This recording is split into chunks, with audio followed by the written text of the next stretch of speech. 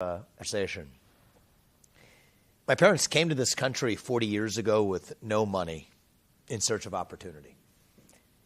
And in a single generation, I've gone on to found multiple successful companies. I did it while marrying my wife, Apurva, who's a throat surgeon, raising our two sons, Karthik and Arjun.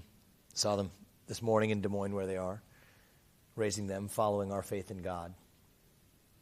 That's the American dream. And I'm worried that that American dream isn't going to exist for our kids and their generation unless we actually step up and do something about it. And I don't think we're working with a lot of time. I think if my kids are in high school before we get this right, I don't think we have a country left. I think if the interest payments on our national debt become the largest line item in our federal budget, I don't think we have a country left. And I see a Republican Party in the midst of this that has its head stuck in the sand. It's lazy. It's lazy not just in the get out the vote lazy. I've called for Ronna McDaniel to be fired or to step aside. She's a failed chairwoman. You get 5 failed years of results. Time for accountability. How can I possibly bring accountability to government if I'm not bringing accountability to our own Republican Party right here at home? So you feel free to, you're here. How you doing? And so that's part of what I want to do, but it's a deeper issue in the Republican Party. It's deeper than just the mechanics. We have lost our sense of who we are and what we even stand for. Right? The other side is good at this. Say what you will about them, they'll give you a vision. It's not the right vision, but they'll give you a vision of race, gender, sexuality, climate. And we're sitting here criticizing that vision, but without offering an alternative vision of our own. What do we actually stand for? What does it mean to be a Republican in the year 2024? What does it mean to be an American in the year 2024? We lack a good answer to that question. To me, it means we believe in the ideals of 1776. And if there's 2 things I'm going to revive as your next president, it's 2 basic ideas. It's not a black idea or a white idea or even a Democrat idea or a Republican idea. Not really. Shouldn't be. The idea that we, the people, create a government that's accountable to us, not the other way around. That the people who we elect to run the government, they ought to be the ones who actually run the government. It's not too much to ask. Not the shadow government and the deep state that's running the show today. So if there's one war that I will wage as your next president, it's not going to be some pointless foreign war abroad. Iraq 2.0. Ukraine shipping up $200 billion of our taxpayer money so some Ukrainian kleptocrat can buy a bigger house. No, that's not going to be the war I wage. The war I'm going to wage is the war against our shadow government here at home. 75% mass firing of the number of federal bureaucrats. I get that done in my first term. Half of that we get done in the first year. Actually shut down, not reform, shut down government agencies that shouldn't exist. FBI, ATF, CDC, U.S. Department of Education. Give the money back to parents across this country. We're not just going to reform them around the edges. We're going to get in there and actually shut them down, something that hasn't happened in our party. You'll hear other Republicans say, fire Christopher Wray. No, it doesn't work that way. It's an 8-headed hydra. You cut off one of its heads, it grows right back. You have to gut it at its core. The FBI as an institution needs to not exist in the United States of America. Now, there's 35,000 employees there. 20,000 of them are back office bureaucrats in the J. Edgar Hoover building. I want you to think about that. It's the J. Edgar Hoover building of the FBI. They're going to go home and find honest work in the private sector. Thank you very much. 15,000 of them, though, are investigative agents on the front lines. We're going to move them to the U.S. Marshals, which has been far more effective at fighting child sex trafficking rings, or even the fentanyl epidemic, or move them to the Financial Crimes Enforcement Network at the U.S. Treasury, which has been far more effective in policing white-collar crime than has been much of the FBI. So same with the Department of Education. I'm shutting it down not because I'm against education in this country, but because I am for education in this country. That $80 billion belongs in the pockets of parents who deserve to choose where they send their kids to school. A tiny fraction of that budget could be at the state level used to put 3 armed security guards in every school across this country. So something like what happened in Perry, Iowa, never happens again in this country. It's not even close, which is a better use of money. So that's what I'll deliver you. If there's one president who's actually going to this time, actually shut down the deep state, that's me. We're not going to reform or engage in incrementalism. This is about shutting it down. The people we elect to run the government should once again be the ones who actually run the government. And the moral duty that they owe, including the U.S. president, my moral duty, is to the citizens of this nation, not another one. That's why I said, as your next president, we will use our own military to protect not somebody else's border halfway around the world that doesn't advance our interest. We'll use our own military to protect our own borders in this country, southern border and northern border too. We're going to end birthright citizenship. It refers to the idea that if you're born in this country, you automatically enjoy citizenship. That doesn't apply to the kids of illegals in this country. We're going to take anybody who's in this country illegally, anybody who entered this country illegally, will be returned to their country of origin. Again, this is not, shouldn't be at least controversial. It's based on a founding ideal of this country. We're founded on the rule of law.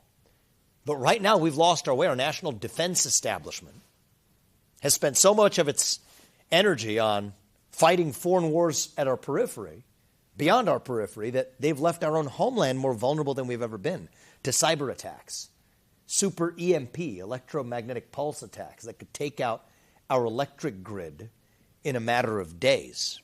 That's really where we are today. Well, what I believe is our national defense spending needs to be directed towards securing our own homeland right here at home in the United States of America. So we get that done. It's not that complicated to revive a country that George Washington would be proud of. If George Washington were walking around Washington, D.C. today, do you think he'd be proud or he'd be appalled? He'd be aghast at what he sees today. And the beauty of this is, this isn't a traditional Republican versus Democrat partisan vision. I don't sit here bashing Joe Biden, largely because what's the point? He's not even really the president, right? He's a puppet for the puppet masters in the managerial class. The real war we face, it's not between black and white or even Democrat and Republican, really. It's between those of us who love this country and our founding ideals and a fringe minority who hates this country and what we stand for. It's between the permanent state and the everyday citizen. And I think now more than ever, we need a commander-in-chief who's going to lead us to victory in this war. Somebody with fresh legs. I think it's going to take somebody from the next generation, somebody who isn't bought and paid for. My biggest donor isn't some mega donor that's propping up the other corporate candidates in every presidential race, and they exist in this one too. Oh, that's the ultimate one. But my biggest donor is me. See, I don't report to them. I report to you, the citizens of this country, not another one. And I think that's what it's going to take. If we actually want to fix the corruption, end the corruption in D.C., end insider trading for congressmen or use of trading of individual stocks for congressmen. Why is that acceptable behavior? Why are we going to end lobbying in the government? Why should you be able to lobby the government for the first 10 years until after you leave that government? Join the board of a company after you did special favors for that company while you're in government. No. We need to stand for what's right. And I think that's going to take somebody from the outside willing to speak the truth. And I would rather speak the truth and lose this election than to win by playing some fake game of political snakes and ladders. But my bet is that's the winning strategy. That's not up to me. That's up to you. And that's why I'm here. I'm here to ask you for your help. A guy like me isn't supposed to do this. I think we're actually next week on Monday going to win the Iowa caucus. Many of our supporters are first-time ever supporters or first-time ever caucus goers. I think the poll numbers are drastically off. We've done, by the time of the Iowa caucus, I'm told it will have been over 390 events. That's more than all of the other campaigns combined. I was the only person campaigning yesterday at multiple events. I'm the only person doing multiple campaign events today. Every one that we're physically able to get to, we're going to, including this one and 3 more to come after it. And this is how it's supposed to be done. It's out of our respect for this process, because every one of your voices and votes, it's like the equivalent of 1 million people in the impact that it has on this election. So that's why I'm here.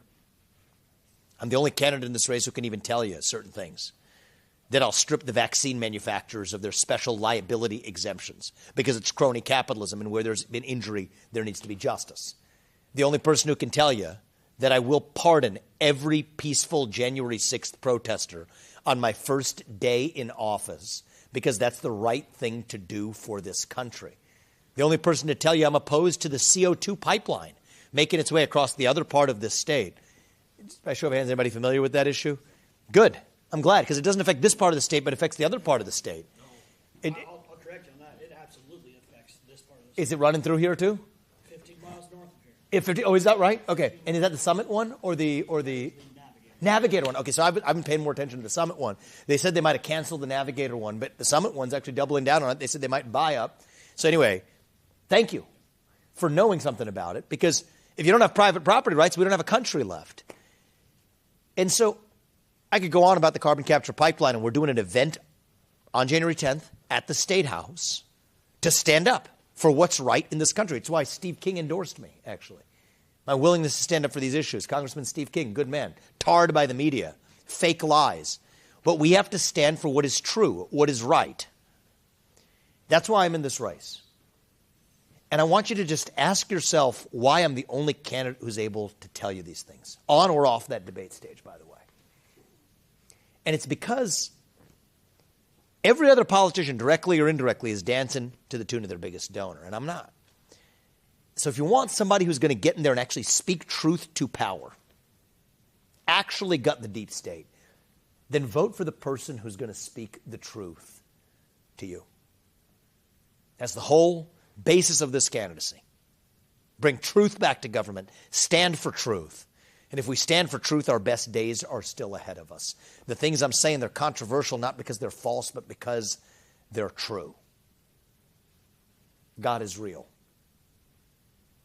There are 2 genders. Fossil fuels are a requirement for human prosperity. Reverse racism is racism. An open border is not a border. Parents determine the education of their children. The nuclear family isn't a bad word. It's the greatest form of governance known to mankind. Capitalism isn't something we need to apologize for. It is still the best system we have to lift us up from poverty. There's 3 branches of government in the United States, not 4. And our Constitution, the U.S. Constitution, it is the strongest and greatest guarantor of freedom in human history. That is the truth. That's what this country was founded on. We stand for the truth. We fight for the truth. That's what won us the American Revolution. That's what reunited us after our Civil War. That's what won us 2 world wars and the Cold War in this country. That is what still gives hope to the free world. And if we can revive that dream over group identity and victimhood and grievance, then nobody in the world, not a nation, not a corporation, not a virus, not China, is going to defeat us. That is what American exceptionalism is all about. And that is what we're going to revive to save this country. I want to open this up. Give me the hard ones. You all have just by show of hands, Esther may have asked you this. I apologize if I'm asking you again. How many of you participated in Iowa caucus before? About half of you. And how many of you intend to participate as a first-time caucus goer? Good. Yeah. Your first time as well, right? This is my first time. Thank you. Well, I'm going to sit across the table from Xi Jinping in about 18 months, so I can handle the hard ones. Give me the hard ones. And we want to open this up. Vivek, I'd like to know Yeah. what you consider your greatest accomplishment to date.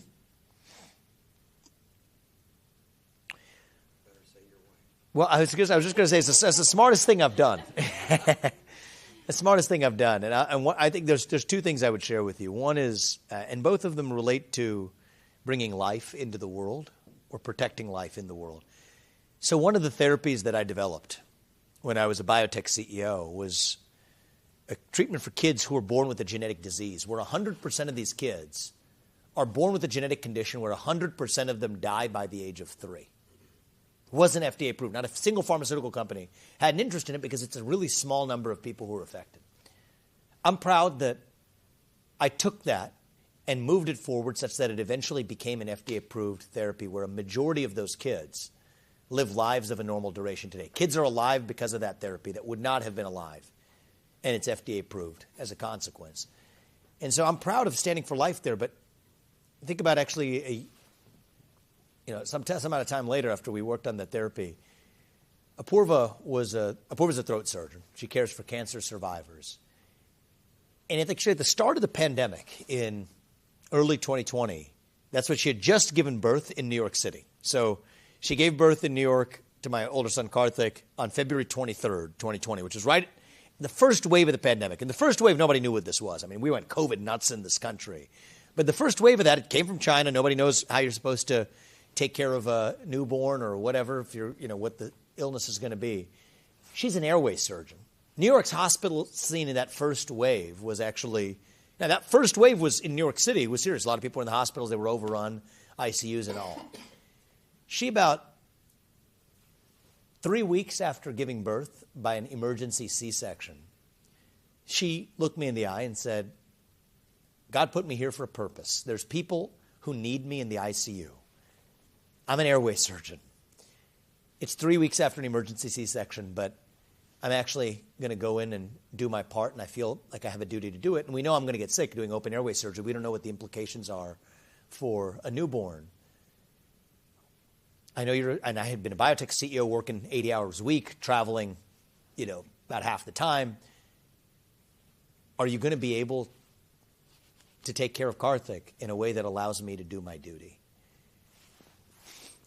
And I don't know if it's hard to pick the thing you're most proud of, but I was most proud of our family for Apurva standing up to do what she knew was right. It's 3 weeks after giving birth by way of an emergency C-section, and it wasn't an easy pregnancy before that for a lot of reasons.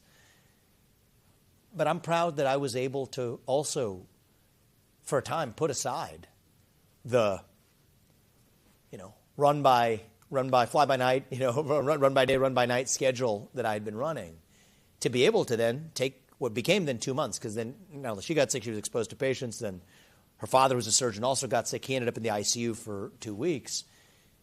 And you know what? I did something that I didn't expect to do. I was a stay-at-home dad, took basically a sabbatical or big step back from my job as a CEO. And that's what actually, interesting period, that spring, that's what led to the journey where that May or June, that's when George Floyd died. You guys remember that? Then there was the BLM protests across this country. And so the company was being run virtually, all companies because of the lockdowns. And then there was a choice that I had to make where every CEO in America was signing a statement in favor of BLM, Black Lives Matter, violent protests across the country. I refused to do it. First of all, they call for dismantling the nuclear family structure. And second of all, this isn't the job of companies to be taking these political stands anyway. That resulted in a series of controversies, resulted in multiple advisors to my company deciding to step down. And I had to make a decision of whether I was going to speak my mind freely and do it as a citizen, or was I going to shut up, sit down, do as I'm told, do what every other tech CEO was doing and check the box, even though that was the easier thing to do. And I decided to speak my mind freely and step down from my job as a biotech CEO. That went on to writing Woke Inc., which was the book that detailed a lot of this woke capitalist infection. And ultimately was the first step of a long journey that led to what I'm doing right now. But I wouldn't have done it if I was just in the mode of going through the motions of what a biotech CEO was normally doing. I quite possibly, I'd like to think that I would have made the same decision anyway. But if you're going through the humdrum every day, you don't have time to think about who you are, the why. Why are you doing it? But those 2 months that I took off, as Apurva did what she needed to do, made me think about my duty as well. I lived the American dream, built a multi-billion-dollar company. What's my duty to this country? And I think that if it weren't for that, I doubt I would have actually mustered the self-reflection and courage to stick to my guns as a CEO, to eventually step down and write Woke Inc., which ultimately is what led me to the path that, several years later led to my duty to run for U.S. president. Yeah, thank you for asking that. Makes me think about it, too. It's different than the usual questions I've gotten, so I appreciate that. Sir? I like a lot of Americans are pretty ticked off the way that the government seems to just come down on us, and it's like a us versus them thing, because every time you turn around, it's a new rule, new government. Yes. Policy that's put in place that's pretty unpopular amongst people I talk to, right? Yes. And him and I happen to come from the same backfield. We're both truck drivers. Oh, you are? Yeah. Good for you guys. And the question I have is probably a little bit different than you hear most times is, when you have a clown like Pete Buttigieg Yes. in charge of the DFT, Yes. who has dropped the ball at every chance he's had. Totally. Then you go to the bureaucrats that run the FMCSA, Yes. okay? They propose rulemaking, and then they ask for a comment period where normal people who know the industry not that, Offer comments. and they don't. They just disregard it. But yet then they treat us like they're the ultimate ruler, and this is what you got to do, right? Totally. When is this going to change? What is your decision process as far as putting people in charge who are understanding Yes. what's going on? Thank you. So the FMCS, I've already pledged. So I don't know if you guys know this, but we held an event for truckers. Were you there? I was not there. You weren't there? Okay, yeah. I mean, I wrote, I actually. traveled through about 2 hours later. Oh, you did? You were at I-80? Oh, really? Okay, yeah. We had an event for truckers to lay out our trucking policy. And it's the backbone of our country. It's the arteries for our economy is actually our truckers. We're showing very little respect from the FMCSA. I've said that the person who I'm going to put in charge of the FMCSA is going to be somebody who did not just sit behind a desk, but actually sat behind the wheel, actually understands the first thing about the industry that they're pontificating about. And if they did, they'd understand that actually one of the major issues is broker transparency, how you all are being screwed based on their profit margins, being fat profit margins. Well, you're I don't know about you guys, but many people I've talked to are almost upside down in terms of the profit margins in the current environment we're in. People talk about It's not set up for us to make the money. Exactly. It's set up for the brokers to make the money, and they don't have this basic transparency, which should be the concern of an FMCSA, but they don't care because they're actually lobbied by the brokers who found their way to the what you say, you find your little treasure at the end of the rainbow. That's the government actors that act in your favor. That's what they got to the finish line first.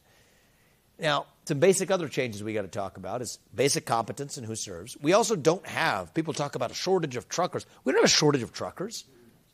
We actually have a retention problem of the people who do have the skills that are in the industry, they're going to leave. And if that happens all at once, the rest of us are in trouble in this country. And a lot of it starts with a broken, giant binder of regulations that are outdated from yesterday at the FMCSA. I can tell you personally that if they go to electric trucks, I'm done.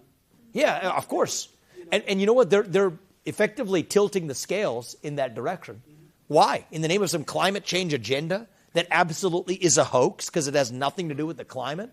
It's about China. And China's the one laughing at every step of the way. Green pieces of paper that they're using to run our country for us. Where do you think those batteries come from? We rely on China even more if we actually adopt electric vehicles here. We're tying our hands in handcuffs, supposedly in the fossil fuel emissions of a truck, while China's actually burned more coal and emitted more carbon last year than it ever has in its life, and the U.S. has done less. And yet they're using that to laugh at us. So I'm putting an end to all of that anti-carbon agenda nonsense. I'm putting an end to the climate change agenda that absolutely is shackling this economy. Stand for the actual people of our own country by getting the regulatory apparatus that's senselessly in its way out of the way. If we're actually having a regulatory agency like the FMCSA, put somebody in charge who actually knows the first thing about what they're actually talking about, rather than being a bureaucrat. I would put a trucker in charge of the FMCSA. I think it's a basic change we can make. And yes, laws to advance basic transparency, broker transparency, like we have in every other industry. You have it in every other vertical, Wall Street on downwards. Apply the same rules you apply to a Wall Street broker to a broker in your industry, and boy, that's going to expose a lot of rot. So anyway, what I'm going to say is thank you for doing what you do. It comes back down to that deep state.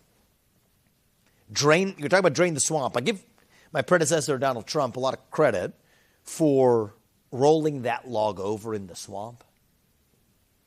And we saw what crawled out, right? I'm bringing the pesticide. All right, that's what I'm taking. I'm taking that to the next level. I respect him as a president. He was a good president. I respect his legacy more than anybody else in this race does or will, because it's the right thing to do for this country. But we didn't end up going the distance and actually gutting the deep state. And so he exposed the rot. I'll give him immense credit for that. But now we got to take that agenda further to the next level. That's why I'm in this race. And the America First, I will say, our America First agenda does not belong to one man. It doesn't belong to Trump. It doesn't belong to me. It belongs to you, to us, to we the people in this country. And in candor, how many of you are considering potentially caucusing for me? I'll ask that out of the gate. Thank you. How many of you are considering caucusing for President Trump? That's what I find at my events. Those are the two that I hear most at our events. Yeah, I was going to comment on that. We are definitely right with you on everything you say, and I do think you speak the truth, and I think you have great grit. Thank it you. shows you were here today. Thank you. Yeah. And I think that you would do everything that you say. Our situation is looking at Trump and everything they're doing to him and saying it's okay to do that. They can keep It's not. from the president, and it's not. And I don't want evil to triumph Yes. in that. And that is why we have chosen to caucus for him, is because we don't want them to accomplish their goal. So we share that same motivation. I'm going to ask you to see it a little differently, to open your eyes to what I think is actually happening. If you think they're going to let this man, this system, rotten as it is, get anywhere near the White House, I'm going to ask you to open your eyes. It's wrong. It's disgusting. But I think right now the direction they're headed is they have laid a trap for us. And I think we're walking into it. They're selling us the rope today, that rope, that's what they're selling us today, that they will use to hang us tomorrow. They want to eliminate this to a two-horse race between Donald Trump and a puppet they can control. Eliminate Trump, trot in the puppet. That's the game. And so far it's going exactly according to plan. You look over the course of last year. Civil suits, then state-level prosecution, then federal prosecution number 1, then federal prosecution number 2. Now, not even without prosecution, just outside the judicial system. Take them off the ballot. And that's just 2023. Study the history of this country. Study the history of the world. Study the history of the last 4 years. I believe they will stop at nothing, and I mean nothing, in this next year to prevent this man from getting anywhere near the White House. I've stood against it more than any other candidate. And I appreciate that. It's the right thing to do, and I won't go through the litany. For the last year, just take it from me. I've done everything I can. Okay, good. Thank you. I appreciate that, because it's the right thing to do. But our obligation is to this country, and our America First movement cannot end with Donald Trump. It didn't start with Donald Trump. It didn't start in 2016. It started in 1776. We owe it to our founding fathers to make sure we have another 250 years still left in this American experiment. I really mean that. And I think that we love the man because he got this fight started. But now it is our job to finish it. Last time it was a man-made pandemic and a tech-rigged election. Do you think we're going to look back in 12 months and let's say it plays out exactly as I see it with clarity. Say what I told you. 12 months from now, we're going to look back and say, oh, we were shocked that that happened, or that we walked right into the trap that was laid for us. We owe it to this country to make sure we don't walk into that trap, that we don't fall for that trick. I do believe you have the future of America First here. That's why I'm in this race. It's why I expect to lead this country. Somebody with fresh legs. We're in a war in this country. That's the way I think about this. The next president is a wartime president, not a pointless foreign war, a war right here at home for who we are and what we stand for, between those who love this country and this fringe minority who hates the United States of America and our founding ideals. That's the dividing line. What are you going to do to not be shut Yes. down by the Democrats? Because that's exactly what Trump is going So two things I would say, and it's not even the Democrats. It's not even. It's the rot. I mean, it's a uniparty. It's a deeper rot that runs deeper than just Democrat versus Republican. So first thing is this has to be a moral mandate of an election. This can't be another 50.1 tug of war. We're skating on thin ice. I don't think we have a country left if we crack that ice any further. I think I can deliver a landslide election like what Ronald Reagan did in 1980. You don't hear me sitting here bashing Biden, Republicans versus Democrats. No. If you care about the basic rules of the road, those 1776 ideals, then we're on the same team. That's that's my message in the general election. Corporate tax rates, 1% higher, 1% lower. Those are details by comparison to where we are right now. I'm reaching young people at a scale we haven't seen in our movement and in our party. 40% of our donors to this movement, to this campaign, are first-time ever donors to the GOP. That's 2% for the other Republican candidates. So yes, I'm able to do something that others can't, and a landslide minus some shenanigans is still a win. That's the first thing. This can't be a 50.1. This has to be a moral mandate like what Reagan delivered in 1980. That's my obligation to you. The other thing is these people, they duped Donald Trump, actually. They told him you can't fire those civil servants, those civil service experts, bureaucrats, because of what they call civil service protections. Well, read the law. Those protections don't apply to mass firings. And mass firings are what I'm bringing to the D.C. bureaucracy. They told him you can't end birthright citizenship for the kids of illegals because you need a constitutional amendment. Read the Constitution. That's what the 14th Amendment says. They said you can't really carry out the mass deportations because we only have 6,000 ICE agents, Immigration and Customs Enforcement agents. Read the law. Actually, the law allows ICE to delegate its warrant service power to local law enforcement, of whom there's 1 million in this country. And then we absolutely can get that job done. So it takes somebody who has two different things. One is somebody who comes from the outside with sharp elbows, able to break glass, actually get the job done. I bring that, and I think Donald Trump brought an element of that too. But it's also going to take somebody who knows and deeply understands the law and the Constitution in this country and can use it. And I think I'm the only person who brings that. Those two things don't usually go together, by the way. You got the academic type over here, you'll have the business guy over here. Those two things don't usually go together. That's what gives me my duty, my purpose to be in not only in this race, but to lead this country for the next 8 years. Without that, I think we don't have what's required in a president to actually see this through and get this done. And I also have a Supreme Court that Trump, I give a lot of credit to for giving us that Supreme Court that agrees with me 6-3 on everything I'm telling you. So are we going to get sued for some of this? We probably will. That's good. We then codify that in the law into judicial precedent. And that's how we actually make sure the president who comes after me won't have his hands tied in the same way. That's how we get this done. Sir, and then we'll come to you after this. Yeah. Some of that is already a problem we've got. We've got laws on the books. They don't enforce them. Yes, and you know what branch enforces the law? This is the beauty. This is why I'm running for president, not for Senate. The executive branch of the government. So this is the positive side of this, right? Most of this cancer is coming from the deep state, which sits in the executive branch of the government. We have all kinds of good laws in this country. They're not enforcing them.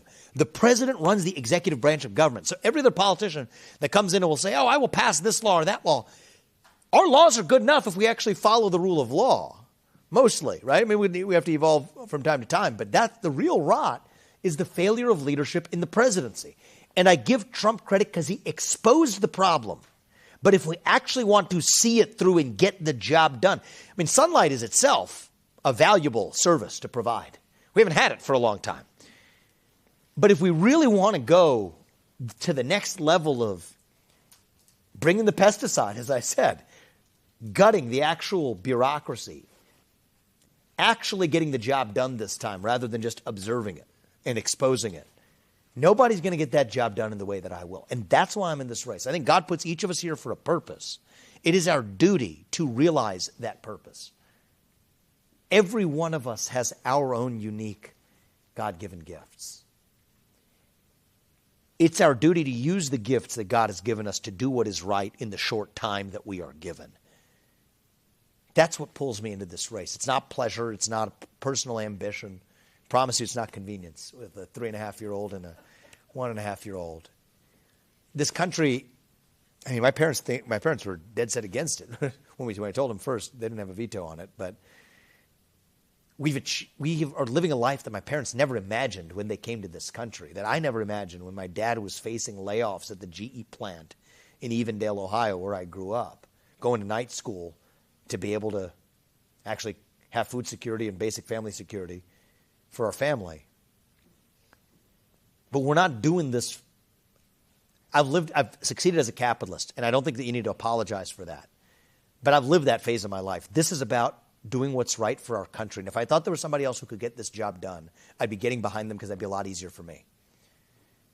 I'm doing this because I think it's my duty to use the gifts that I have been given, including by this country, including by my upbringing, including at every experience we've had at every step of the way, to do what's right. And that's what it's going to take right now. And I'm confident that we don't have to watch ourselves continue to rot in the way we are if we have a leader that actually can enforce and execute the existing laws of this country. You had a question, sir. I wanted to ask, can you unilaterally It's a good question. dismiss those things, or is you going to have to get the Senate It depends. and It depends. Congress But on board with you? it depends. And remind me your name, sir? Or do you want to say? Travis. Travis. So again, it's a great question. For the things I've told you I'm going to do unilaterally, because it involves running the executive branch of the government. I'm not an executive orders guy. We've used too many executive orders to write laws that should go through Congress. But the job of the president is to run the executive branch of government. Can the president fire large numbers of federal employees? Yes. I've been a CEO. I know that if somebody works for you and you can't fire them, that means they don't work for you. Right? It means you work for them because you're responsible for what they do without authority to change it. I understand that Article 2 of the Constitution also says the same thing. So we need to use that. There's certain circumstances where the president can actually shut down entire agencies if it promotes the economy, promotes efficiency of operations in government, or promotes or eliminates redundant agencies, then you can do it. So I told you about the FBI versus the U.S. Marshals and the DEA and the Financial Crimes Enforcement Network. That's redundancy. Department of Education, returning money back to the states. That's economy. So ATF, CDC, U.S. Department of Education, Nuclear Regulatory Commission, FBI, all of those I'm going to be able to shut down as your U.S. president. Not the case. That would require Congress. Okay. I mean, I believe it should be, but the promises that I make are the promises that I will keep as your next president without asking Congress for permission or for forgiveness. That includes moving the troops to our southern border. That includes ending birthright citizenship for the kids of illegals. And this is why, and I appreciate what you shared. This is why I have to be leading from the front. I will take Donald Trump as my most valued advisor. I think it's the best role for him to. I want to use that wisdom and experience. We have a good relationship. But I think it is going to take a president with a deep understanding of the Constitution and the ability to execute and the ability to reach the next generation of Americans. All three of those things are required.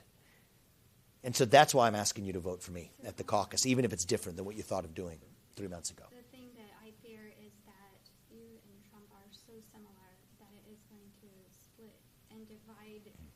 The people that would vote for you or Trump will be divided, and it leaves DeSantis or Nikki Haley with more. And there's nothing. I will tell you, what they really are doing right now is going to be, they want this to be very explicit. Trump versus Haley, take Trump out, trot the puppet in. That's the game. That's the game. That's really what we're seeing in plain sight.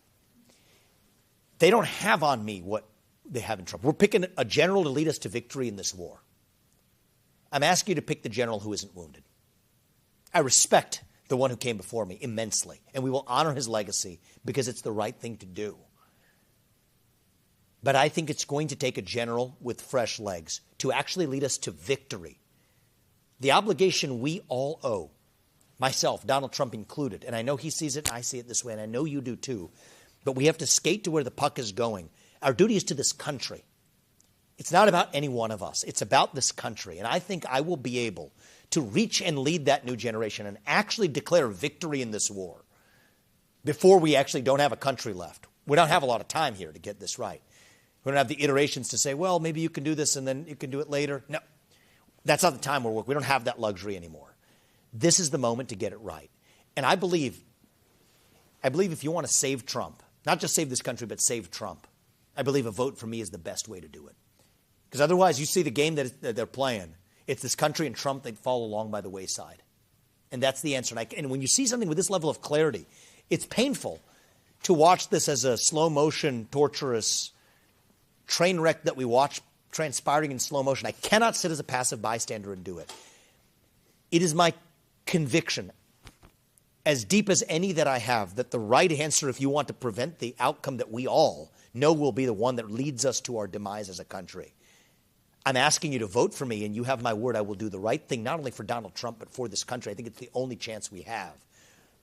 Or else study world history, study the history of this country, just open your eyes to what they've laid out.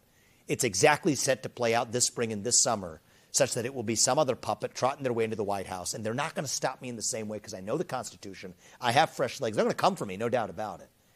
I'm not blithe to that. But I'm guided by my purpose. I'm firmly grounded in the Constitution. And I'm not going to make it, I'm going to learn from what came before. I'm not going to let them dupe me in the same way they duped Trump. That's the answer. And that's not his fault, that's theirs, but we're in this for the country. And so, yes, I do believe the right thing for this country, the United States of America. I would be, if I thought anything different, I'd be out of this and figuring out how to help him implement his America First agenda. When you see it with this level of clarity, though, I'm going to ask for his help after I get there, and I believe he will provide it. And I think it's the right role for him. He's going to be in his 80s. They've wounded him from every angle. I think it's the right thing for this country. And that's why I'm asking for your vote. Is there anything, if you become president, is there anything you can do to help get term limits in place for our Yes. people and senators? Because I'm so sick of all this insider trading and all these things. It's disgusting. They say they're working for the people, but I feel like even here in Iowa that our senators and everybody have just turned on us and shit on everybody. Where does the CO2 pipeline suddenly come from and the subsidies for that from the federal government? Now it's the ads for clean air that they're for that right on with the windmills and everything else, and that's not, I don't feel like that's as a whole what Iowans really want. It's your money going to pay for that. It's hostile to your own agenda. So term limits, let me address your question. There's two kinds. One, I'm going to deliver as your president without asking Congress for permission or for forgiveness. Term limits in the bureaucracy. It's the one that matters. I mean, these are the people really setting policy right now. If I can't work for you for more than 8 years as your next president, and by the way, you are my boss, not some donor. This is a job interview. That's the way I see it. If I can't work for you for more than 8 years, then neither should the federal bureaucrats reporting into me either. I get that done as the president. It's an HR policy, effectively. 8-year term limits for nearly the entire federal bureaucracy. Term limits in Congress and the Senate requires 75% of the very people you're trying to term limit out to vote for it. A little bit of a chicken and egg. Here's our way out of it. I'm the only person who has a clear plan to do this, and we're going to do it. And I've met these people. We've had debates till we're blue in the face. I know exactly how to get it done. I'm a businessman. I work within the incentives, even if they're corrupt. Tell them that the law that you pass will grandfather in the people who are already there. Then they're all going to vote for it because it's wildly popular, but they take their self-interest off the table that the person who comes after you to fill that role is then subject to the term limits. It'll pass immediately, and that's how we're going to get it done. I don't love that answer, but it's the true answer of how we're actually going to get it done rather than just talking about it. You get what I'm saying? Yeah, that's the only way it can happen. When you were talking about cutting all the federal Agencies and and stuff, does that? I've heard you talk before about being a fan of like starting with the $0 budget. Yes.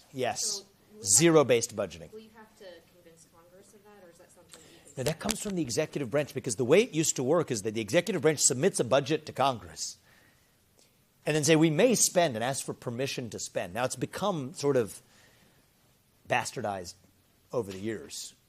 Couldn't think of a better word for it, which is that the executive used to ask for permission to spend, but now the appropriations language that they submit as the draft language say shall spend because the deep state wrote it up. So that when Congress comes back, someone like Donald Trump says, I don't want to spend on this. They say, Mr. President, Congress has said you shall spend. But that's a very recent creation.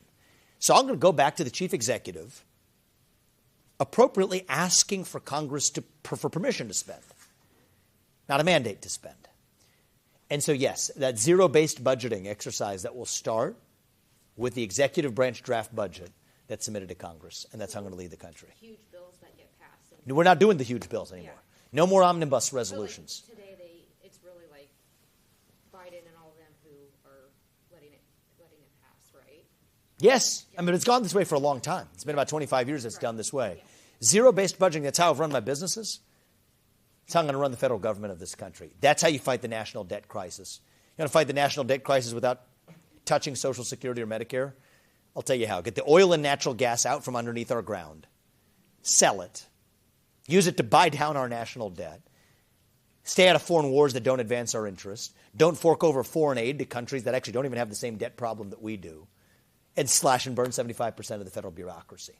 Our national debt problems behind us without touching Social Security or Medicare. In fact, many people collecting Social Security today should be getting more than they are now because their value of it's been inflated away.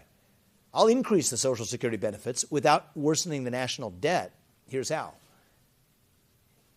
If that money were in an investment account 40 years ago and just invested, as your financial advisor would tell you, in a diversified portfolio of stocks and bonds and treasuries, the average person collecting $1,800 a month in Social Security today would be collecting $18,000 per month in Social Security benefits today. That is staggering. Malpractice of the highest order, actually. They did, but it's going to take a CEO in the White House who understands this to see this through. And so I'm asking you for your vote. If I win the Iowa caucus, I'm definitely your next president. I'm the only person for whom that's true because that shatters the media expectation, and every time Iowa's about whoever beats the expectation. If I win the Iowa caucus, I'm your next president. I think we have a very good shot at winning this Iowa caucus. It's what I'm seeing on the ground. It's what we're seeing amongst the wave of people coming to us in the last month of this race. But I'm asking for your help. The system isn't automatically made for it. And if you all do your part, I promise you, my wife Apurva and I and our family, we're going to do ours to make sure, not in some fake politician way, but in a true way, make sure that our best days are actually still ahead of us. That we will look our kids in the eye and mean it when we tell them that you get ahead in this country with your own hard work, your own commitment, your own dedication. And that you know what? You are free to speak your mind at every step of the way. That is the American dream. George Washington, if he were in this room today, you know what he would say? I think he would tell us that we are still a little young, actually. Going through our version of our adolescence, figuring out who we're going to be when we grow up. And when you view it that way, it makes sense again. You go through that identity crisis. You lose your way a little bit. Do some stupid things at times. But we are stronger for it when we get to our adulthood on the other side. So no, I don't think we have to be that nation in decline. I think we still can be in our ascent. I do. So if you all do your part, we're going to do ours. And may our country's best days still be ahead of us. Thank you for coming today, guys. God bless you and your families in our United States of America. Thank you. Thank you. I appreciate it. Thank you. Thank you for being here. I appreciate you. Thank you. Thank you. What's your name? Rachel? Rachel. Yeah. Thanks for being here. Yeah, you're welcome.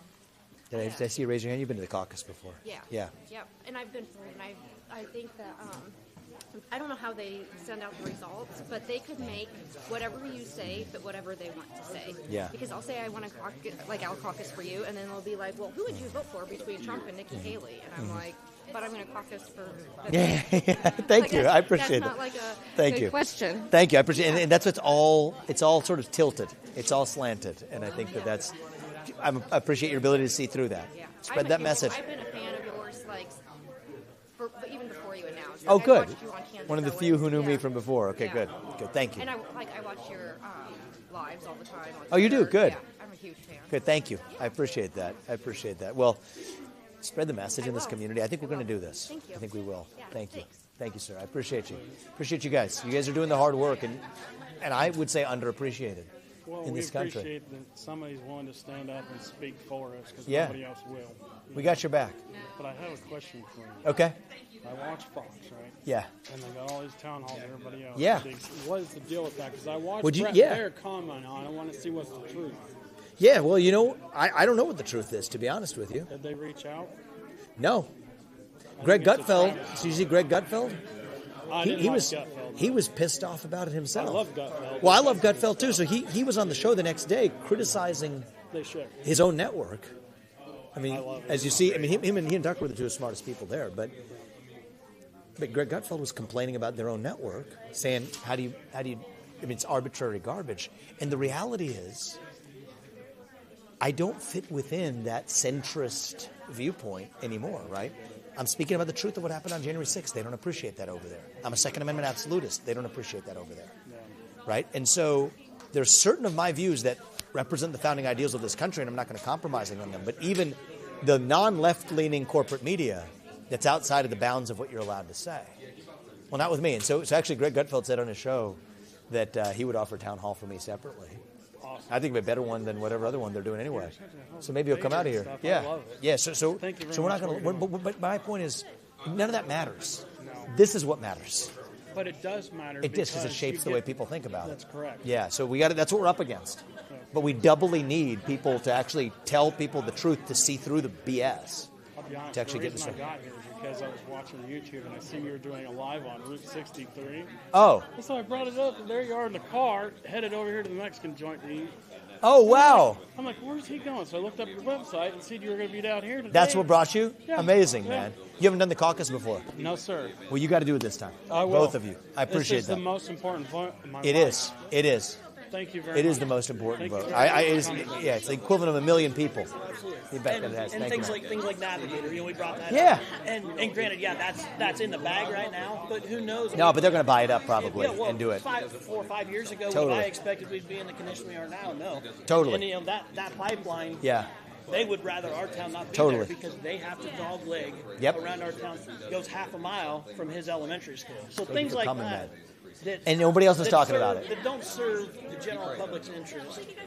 Just it's all coming from this climate. It is. control. Climate cult. It's a cult is what this is in this country. Things like that. Thank you, man. We got your back. Yeah, appreciate it. I appreciate that. I All intend say- to be there. I Thank attend you, the man. caucus. I attend the caucus for you. And the reason I say that is because to do so, I have to take a day or two off of my job. do. You know, I've got to come out. You guys are gotta run come on off the time. road. I know how every minute is valued for a trucker. I can't take a load that night. So if I do that, if I make that commitment, I need you to commit to do the same, speak the truth, and bring You that have back my to- commitment back to you.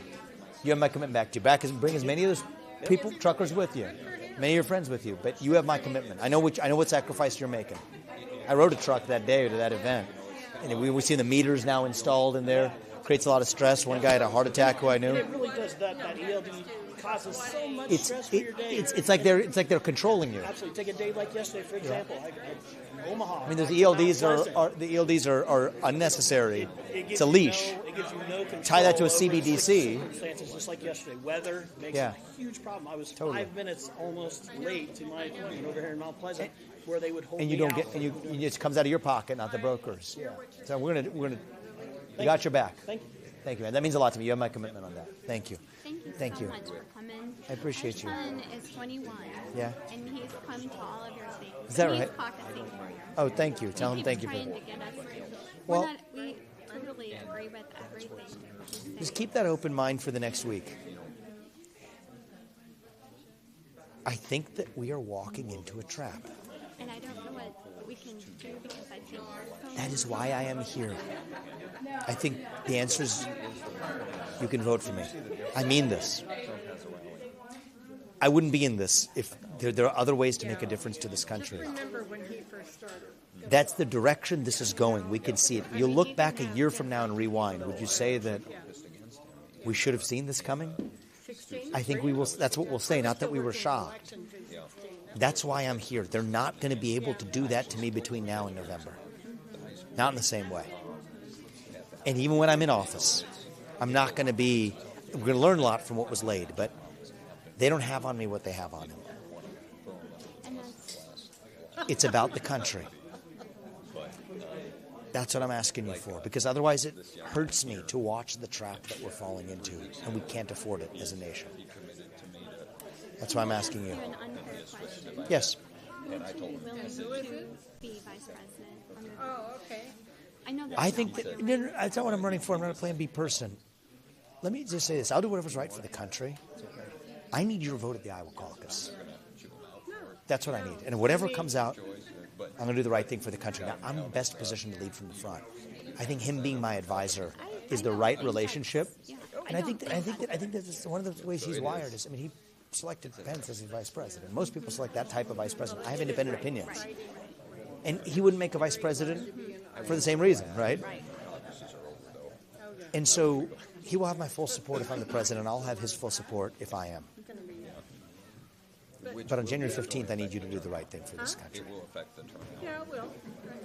It will. For our country. I wouldn't tell you this if I didn't believe that's the right thing for our I nation. think those that are serious people will. Share that in your community. And I believe, I wouldn't say it to you this way if I didn't have conviction that we're on a path that otherwise betrays our founding fathers. Not because Donald Trump isn't the right man, but because the forces against him, eventually, every prisoner of war submits. And so, I appreciate your openness, and I'll ask you to do what is right for our nation, for where we're going, skating to where the puck is going, not to where it is. That's what I'll ask you for. Thank you. Tell your son thank you. I appreciate that too. Yeah, he's very much for you. Yeah, no, thank you guys. Well, I hope And I I'm want fine your with him support, being for you. but I want the support for the reason that I was just telling your wife. It's about this country. We're walking into a trap. No, I understand. Do not fall for it. I understand. And It's hiding in we'll plain talk sight. about it. Thank We'll you. talk Please about do. it for That's sure, what I asked for. because, Thank you. You know, we've processed this back and forth a little bit. I appreciate that, guys. Thank you. It means a lot. Hey, man. Hey. Have you done the caucus before? This is my first time. Awesome, brother. Yeah. I love Yeah. to see young people come out. Yeah. We're going to do this. Oh yeah. Do you mind if I ask you a question? Yes. When elected president, what do you plan on doing with Biden's gender-affirming care policies? Negate all of them. Yep. There's two genders. Yep. Transgenderism Yep. in kids. Yeah. It's a mental health disorder. Yep. Treat it as a mental health disorder. And that affirming that kid's confusion is not compassion. It is cruelty. Yeah. And so I'm going to stand against it. Yeah. Thank you, man. Oh, you think I can get a picture with you? Let's get one. Yep. Thank you.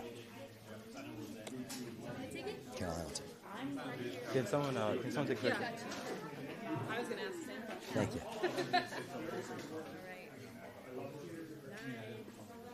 Thank you, man. I appreciate it, brother. Yeah, no problem. Thanks a lot. Hi. Nice to meet you. I'm Good to Rachel. meet you. Rachel, good Yep. to see you, Rachel. Husband Chase. Thank you, guys. Have you done the caucus before? No, first time. Love it. Come out this time, guys, and Yep. bring this community out. We're going to do Yeah. this. We're Yeah. going to do this. Yeah, we're excited. Thank you. I appreciate you Can I being get here. a Yeah, let's get a picture picture. too? Come on in. You guys know each other? Yeah. We work together. Thank you. I think I saw they've done it before, though. The caucus. Have you guys done the caucus? Yeah, good to see you. Thank you. We got one. It's good to see you. Good to see you. It's good to see you. Thank She you. would like an autograph. on Nice the to hat. meet you. Oh, my goodness. My honor. What's your name? What is it? Danica. Danica. Good to see you. Nice. Thank you for coming We'll out. find you again when Candace is on the road with you. Oh, good. She watches Yeah. Candace Oh, all she's the great. time. She's going to come out on Thursday, I think. Yeah. What's your name, sir? Jason. Thank you. Thank you. Spread the message, and I'd appreciate your support at the caucus for the reason I mentioned. Yeah, we like you. I think it's the right thing for the country. I've been campaigning for you since Michael Knowles started talking about Oh, you awesome. back in September. He's a good man. Yeah. Yeah. Yeah. Thank you, guys. I appreciate it. Thank you so much. It's good to I see you just again. wanted to say thanks for coming to Atumwa. Spread the message here, Oh, and you we're gonna do betcha. I this. We're gonna can't do wait this. to caucus for you. I think we're going to do this. Thank you. Thank you. Hey. Hello. Good to see how you. Are How are you? And you know I always follow you everywhere. Of course. I'm so But happy I about can't- that. I can't brave it to Oskaloosa tonight, but Okay, I just- well, you're I've here seen, today. I've Thank seen you more Thank times you. than most of my family. It's lately. a you're amazing, and even that you came out today in the weather, I appreciate it. Good Bring them luck. out to the Good luck. caucus. I will. We're going to do this. We're going to do this. Thank you. Thank you. Thanks for coming to Bridges Thank you. Center. We love this And center. We, It's our we third time appreciate here. you coming to town. Yes, I we love this it, place so. here. Thank you. Spread the Yeah. message in this community. We'd love We to have will. you at the caucus. Good luck We'd next love to week. have you at the caucus. You Thank bet. you. Yeah. Thank you. Appreciate Hey, your can we support, get a guys. quick photo here? Yes, absolutely. Hey, you want to take a look? You bet. There you go. There you go. Thank you, man. Hey, I thanks. appreciate Good luck. it. Thank you. Where? We're going to do our local media hit right Okay, got outside. it. Got it. Got it. Thank you. In the snow. Okay. And we'll do 2 black questions about being out here. It will be windy. Yeah. But The events made me think I really would have liked being here earlier, the earlier event.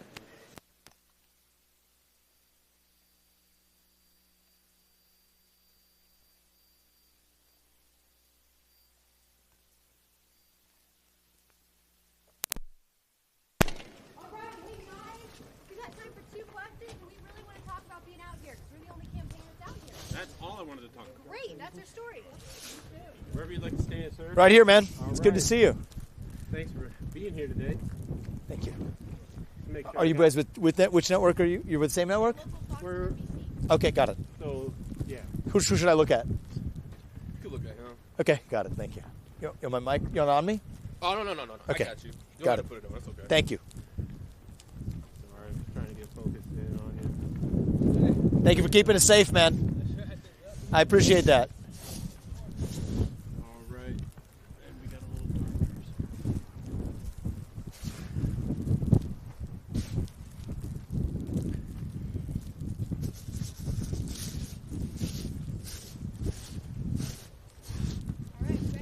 All right, let's rock and roll, dudes. So first thing I wanted to ask you is you could detail what happened with your vehicle while traveling yesterday. Well, we did get stuck in a snow ditch, a little bit of a ditch, and we all got out of the car. Actually, some of my colleagues who were here, we all tried to push it out. There was a guy who actually, a good Iowan, who actually pulled over on the street. He helped us pull it out too, and eventually it was out and we were on our merry way back. And it was about close to 3 a.m. when I got back to Des Moines, where we spent the night. I was up at 6:30 this morning, and we've made it to as many events as physically, literally possible, which is 4 events today. And I'm proud to be the only campaign that was doing multiple events yesterday and today. I've done over 390 events in this campaign by the time of the caucus. That's more than all of the other campaigns combined, actually. And we're proud of that. And I'm excited for a surprise result that I think we're going to deliver next Monday. And what do you think the largest impact was today, whether it be with an individual or a group of people or a message that you were able to get across? I think the message I've been able to get across is people now have a final decision to make. And I think there's 2 America First candidates in this race. I think most people who come to our events are looking at making a choice between Donald Trump and me. I'm in this to take our America First agenda to the next level. And I respect Donald Trump immensely and the positive impact he's had on our country as an excellent president. Everybody else in this race is criticizing him. I'm not, because I think that's the right thing to do for this country. But this system is not going to let Donald Trump get anywhere near the White House. That's the sad reality. And I think people are opening their eyes to that reality, understanding that these people will stop at nothing to keep him away from the White House. Well, you know what? You got the future of America First right here. And I think people are excited to take our agenda to the next level. America First didn't start in 2016. It started in 1776. And we owe it to our founding fathers and our country to do what's right for our nation. And so I think many people who, like me, have been solid America First conservatives supporting Trump now understand that the right way to even save Trump and save this country and save what that flag represents is actually to vote for me to take that agenda to the next level. That's happening, I think, on the ground in a big way at the in-person events in particular. And I think that's going to translate into a successful result for us on Monday. Thank you. Thank you so much. Did you get that as well? Yep. Thank you, guys. I appreciate it. Sir, Thanks. actually, my friend from Minnesota, Yep. obviously he couldn't be here, but he's a huge supporter of yours. Yep. And I'd love to be able to get a little personal voice message or video message. Okay, like 30 seconds. 30 Yeah, seconds. that's Yeah. fine with What's his me. name? His name is Joe Krieger. All right. You got to just do a good job with putting this other package together for us, all right? Yes, sir. Joe, how you doing, man? I know you're up in Minnesota.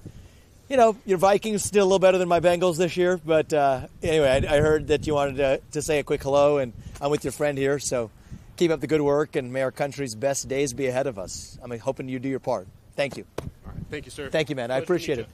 Yeah, spread the word on this. Thank you Will very do. much. I appreciate it, guys. Thank you. Thank you, sir, for what you're doing. I appreciate it. Take care. Hey, man, come out on January 15th. Have you done the Iowa caucus before? You have to. You have to. It's on January 15th. Yeah, it's like the equivalent of 1 million people. It's next Monday. You pick the president. Pick the next generation, brother. I appreciate it. Thank you.